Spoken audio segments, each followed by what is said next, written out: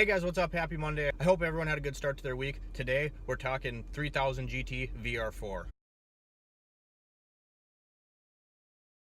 So the 3000 GT VR4 is a car that I've always loved. It's just, I remember being in middle school and I saw one for the first time. I actually remember the exact car. I was going down Maine in my hometown and my dad was driving. I think I was like 12 years old, and I saw this thing go by.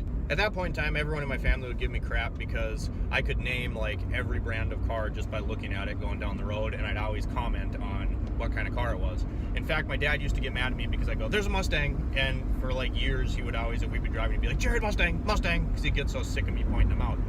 Anyway, I remember the first VR4 I ever saw, and the first VR4 I saw was a base model, but it was kind of that ugly forest green color, and I just remember seeing it and I had to figure out what it was. And I went home and I'd never seen one before because, you know, they're not that common. And I went home and I dug and dug and dug on the internet, and finally I figured it out. And this is before I ever, you know, really touched a car as far as tinkering on them goes. Like I said, I was 12 years old probably.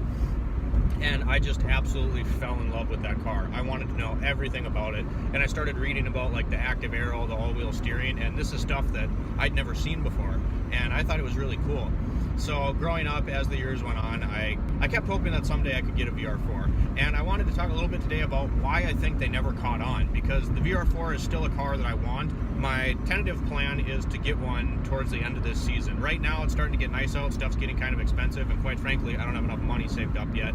If I wanted a project one, I could buy one of those, and I've seen a few and it's tempting, but I don't need any more projects. I want something that I can drive. It doesn't have to be perfect, but I want it to be a decent and together vehicle. So the VR4 was obviously way ahead of its time. The early ones had active aero, all-wheel steering. You could change the exhaust modes, and it was just insane. All-wheel drive, twin turbo. But why didn't they catch on? If you look at the market today and you look at the comparable cars, you look at, let's say, I'm going to exclude the Skyline because we never got them, so that makes it more desirable, so they're more expensive. But if you look at a Supra, you look at a 300ZX turbo model, obviously, you look at a RX-7, all those cars are in the $20,000, $30,000 range. I mean, I've seen naturally aspirated Supras go for over 30 grand. And you look at a VR4, you can get a decent first-gen VR4 for anywhere from like $6,000 to $8,000, sometimes cheaper. One of the first reviews I ever did was of a Stealth RT twin turbo, which is basically the same car, and my buddy Matt got that one, which was the second gen, for $4,500. And it wasn't perfect. I mean, we tinkered on it a little bit. There were some vacuum lines messed up when he first got it. We got a new intake for it. But it was a really clean car. It wasn't rusty, it wasn't all smashed up. Second gen of that car, and he got it for $4,500. So why didn't these things catch on? Well, I think there's two main reasons that the VR4 never caught on. The first one was reliability. The VR4 was great when it was working. If they were running right and everything was working, it was a dream. I loved that car, and just getting to drive one, it was like intoxicating for me. It was something that I'd always wanted to drive growing up, and I finally got the opportunity to be in one when my buddy Matt bought his. But I think that's the key word there. That's the key phrase, is when they're working right. The VR4 was known for being notoriously unreliable. A 2JZ Supra was a pretty reliable platform. And so along with reliability, you couldn't build them to the crazy horsepower numbers that you could, say, a Supra. So if you're an enthusiast, you see Supras all day long and you can make stupid power with them just as they sit. The VR4 is not like that. You start putting a lot of boost through those things, you got to build them, and stuff like the transfer cases, the axles, they don't hold up.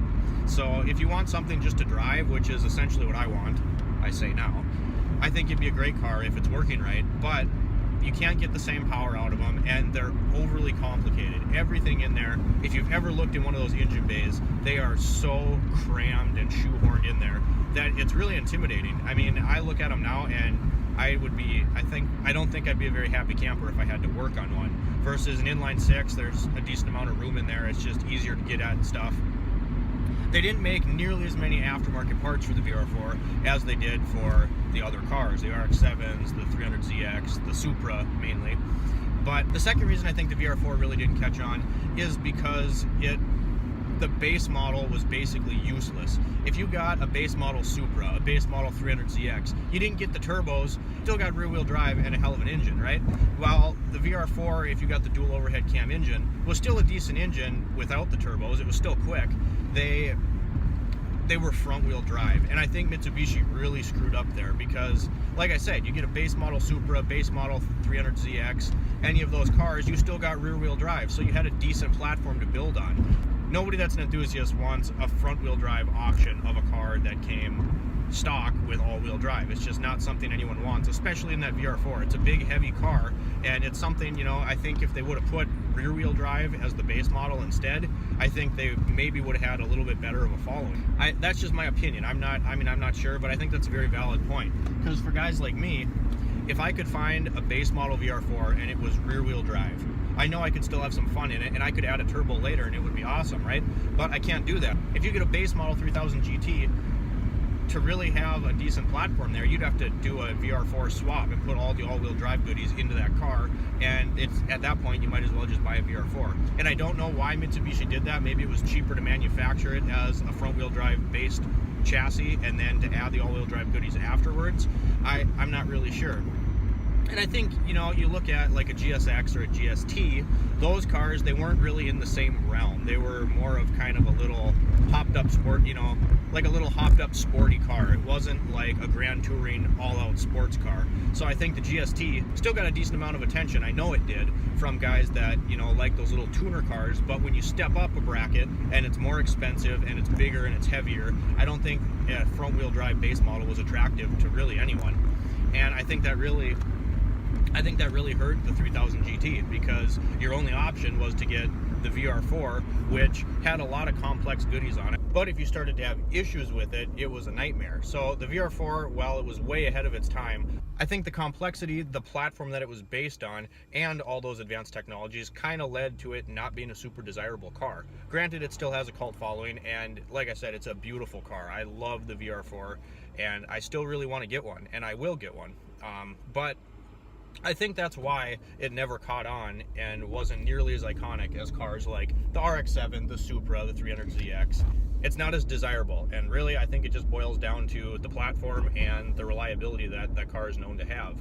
I still think it's a great car. I think performance-wise, it's just as credible in stock form as all those other cars. I think that the lack of desirability is kind of well deserved based on those points. So I hope you guys like this little Monday discussion video. What do you think of the VR? What car out of the JDM twin turboed glory days is your favorite car? Let me know down in the comments below. Like, subscribe. Remember, we're working towards a 500 subscriber goal, so if you can help us out with that, that'd be awesome. Drop a comment down below, let me know what you did, and I'll send you a decal. Shift, wrench, repeat, you guys. We upload every Sunday, Monday, and Thursday. See you next time.